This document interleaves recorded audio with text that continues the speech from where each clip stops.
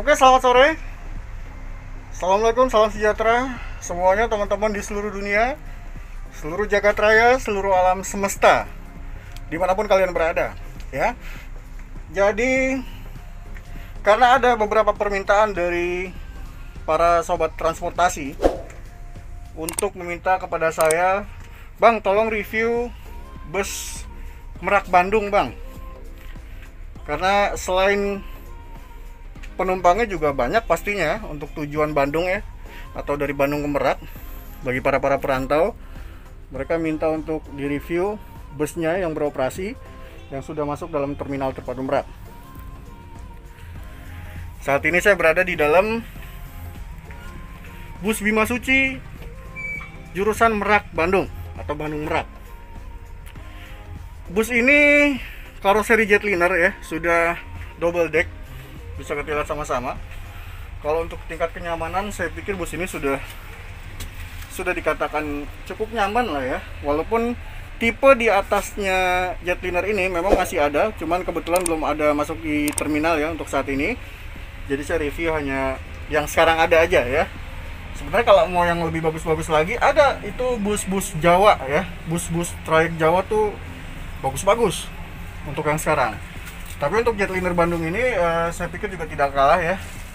Teman-teman bisa lihat di sini ada dia seatnya 22. Seat 22 ini di masa pandemi ini ya, di era new normal ini, bangku yang harusnya bisa terisi 2 orang ini hanya dianjurkan atau hanya boleh untuk 1 orang. Ya, karena kita mengikuti anjuran untuk physical distancing. Kemudian kita lihat lagi ke belakang. Di sini ada smoking area. Ada ruang rokoknya juga, ya. Jadi kalau penumpang yang pecandu rokok, ya tidak usah khawatir. Naik bus ini dipastikan Anda masih bisa ngerokok dengan nyaman. Juga ada toilet ya. Untuk toilet, untuk toiletnya saya perhatikan, bisa teman-teman lihat juga cukup bersih dan memang standar lah ya, layak. Bang, untuk ongkos berapa Bandung ke Merak Bandung? Kalau dulu sebelum masa pandemi, ongkos itu masih kisaran 80 sampai 90 ribu. Ya 85 ribu, 90 ribu lah. Sekarang udah di masa pandemi, memang ada kenaikan tarif. Nanti bisa kita lihat ke depan sama-sama ya. Tapi naiknya juga tidak terlalu parah ya. Makanya perusahaan-perusahaan juga kita anjurkan untuk selalu buat list harga. Jadi untuk menghindari adanya markup harga dari orang-orang yang nggak bertanggung jawab. Makanya di sini Arimbi grup Bima Suci ya sudah melakukan arahan yang kita anjurkan. Nah, bisa teman-teman lihat di sini. Di sini ada Merak Bandung 120.000 ya. Tangerang Bandung 100.000. Merak Tangerang 40.000. Nah, jadi kalau dulu kisaran 80 sampai 90.000, sekarang di masa pandemi ini ongkos naik jadi 120.000. Kemudian untuk kelengkapan-kelengkapannya, penunjang kenyamanan penumpang ya, pastinya bisa kita lihat ada TV ya. Kemudian di bawah sana juga udah ada sepaket ya, DVD player dan lain-lain. Jadi untuk menunjang kenyamanan penumpang. Kemudian kita lihat di bawah sini sudah ada hand sanitizer, sudah mengikuti protokol kesehatan ya. Ada kotak P3. Kemudian ada, kelihatan nggak? Ada alat pemadam api ringan, atau biasa kita sebut APAR. Nah, ini APAR. Ya, bila mana terjadi hal-hal yang tidak diinginkan, bus ini sudah memenuhi standar untuk tingkat penanggulangannya. Jadi alat-alat penunjang keamanan, kenyamanan sudah ada di dalam bus ini. Kemudian ada apa lagi? Palu pemecah kaca. Ini adanya di sini. Ini palu pemecah kaca darurat. Kemudian di bawahnya juga langsung ada pintu darurat. Jadi gunanya pintu darurat ini bila mana di pintu utama, di pintu depan belakang, ketika sudah terjadi sesuatu, ketika sudah keadaan crowded ya, sudah panik, penumpang bisa langsung lewat pintu darurat atau dipukul kacanya dengan palu pemecah kaca. Itu bila mana terjadi hal-hal yang tidak diinginkan. Oke.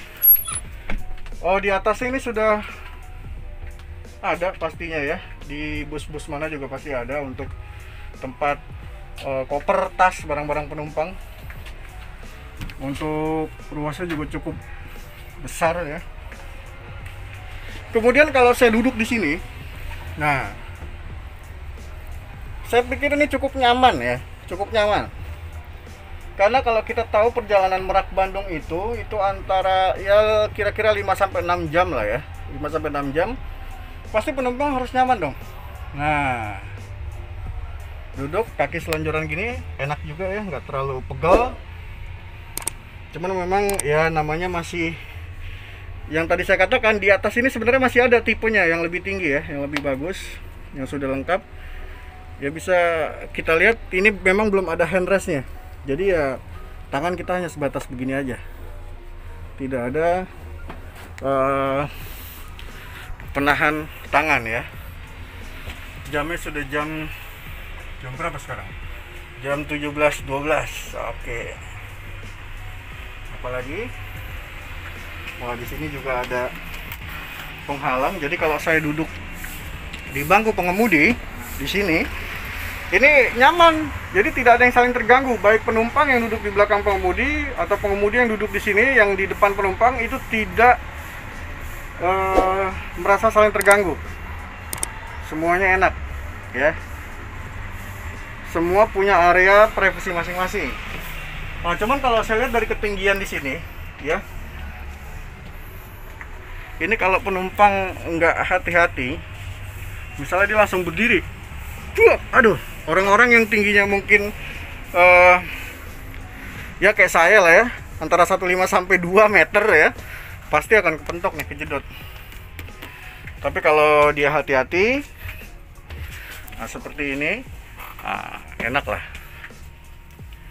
Oke. Jadi untuk bus ini saya pikir sudah nyaman ya, sudah dilengkapi dengan alat-alat atau hal-hal yang memang menjadi penunjang, baik itu keamanan, kenyamanan ya para penumpang terutama. Karena tetap itu yang jadi acuan kita.